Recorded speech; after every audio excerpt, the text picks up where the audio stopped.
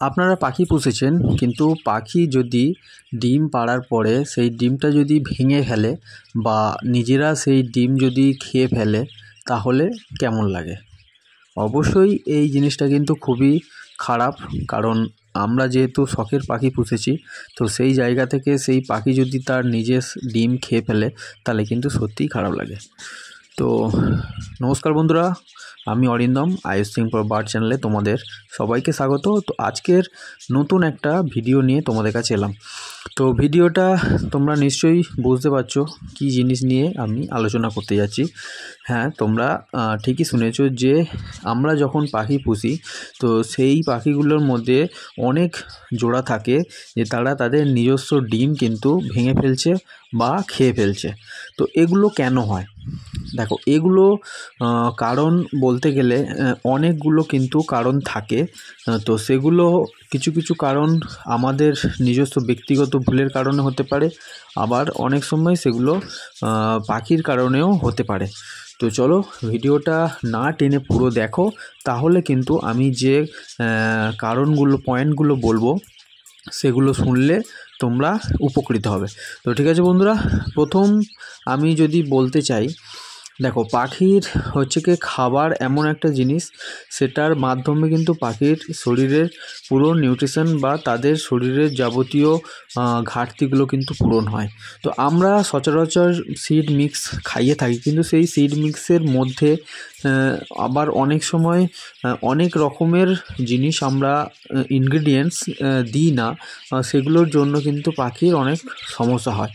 তো সেক্ষেত্রে আমরা কিন্তু চেষ্টা করব পাখিকে সুষম খাবার কিন্তু প্রদান করতে।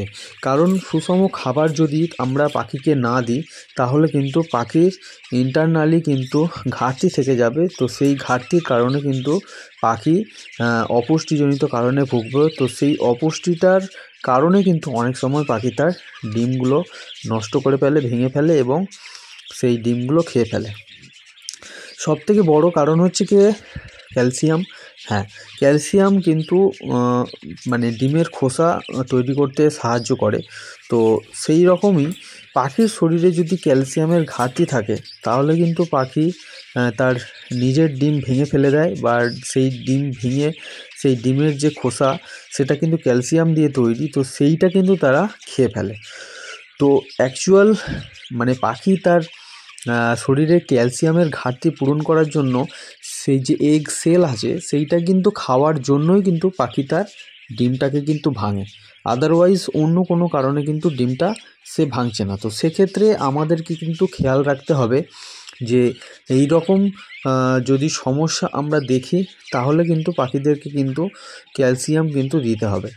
তো এই রকম সমস্যা আমরা যাতে না দেখি, সেই কারণে কিন্তু সময় সময় কিন্তু পাখিদের ক্যালসিয়াম দিতে থাকতে হবে। তো ক্যালসিয়াম আমরা মানে ন্যাচারাল উপায়েও পাখিদেরকে দিতে পারি, এবং এক্সটার্নালভাবে আমরা হচ্ছে কি ওষুধের মাধ্যমে কিন্তু দিতে পারি।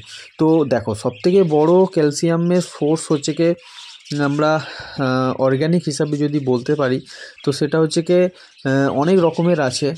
ডিম আছে, তো আমরা যে এগ ফুড খাওয়াই, যে ডিম আছে, সেই ডিমের মধ্যে থেকেও ক্যালসিয়াম প্রচুর পরিমাণে পাখি নিয়ে থাকে।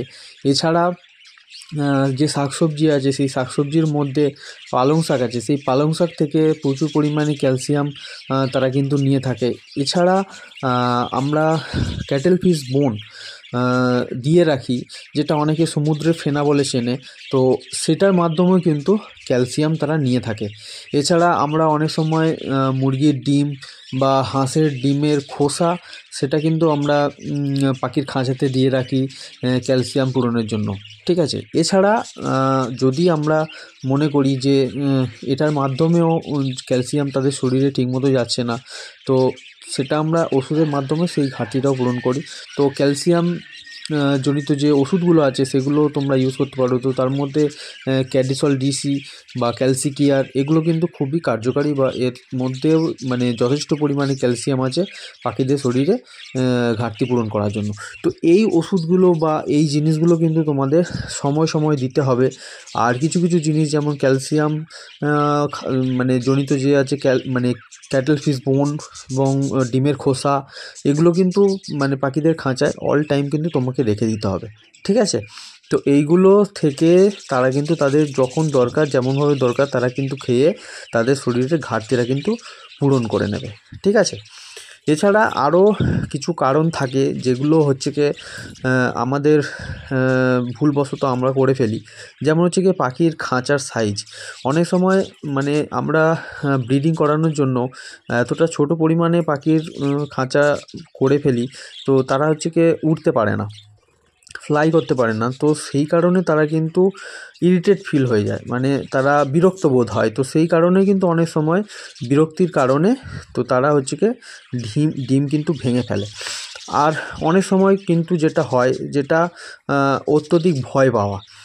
পাখির খাঁচার কাছে মানে কোনো রকম কোনো জীবজন্তু যেটা হিংস্র, যেটা তাদেরকে বিরক্ত করে, সেই রকম কোনো কিছু প্রাণী থাকলে বা মানুষ আমরা নিজেরাও অনেক সময় গিয়ে পাখিকে যখন বিরক্ত করি, সেই তখনও কিন্তু তারা পাখি ভয় পেয়ে যায়। তো ভয় পেয়ে গিয়ে অনেক সময় কিন্তু তারা ডিম ভেঙে ফেলে বা ডিম ভেঙে ফেলার পরে কিন্তু সেটা খেয়ে ফেলে, ঠিক আছে। তো এই রকম কিন্তু অনেক কারণ আছে যেগুলো হচ্ছে কি আমাদের নিজস্ব ভুলের কারণ বা পাখিদের নিজস্ব একটা ঘাটতির কারণ। এগুলো কারণে কিন্তু পাখি কিন্তু ডিম ভেঙে ফেলে।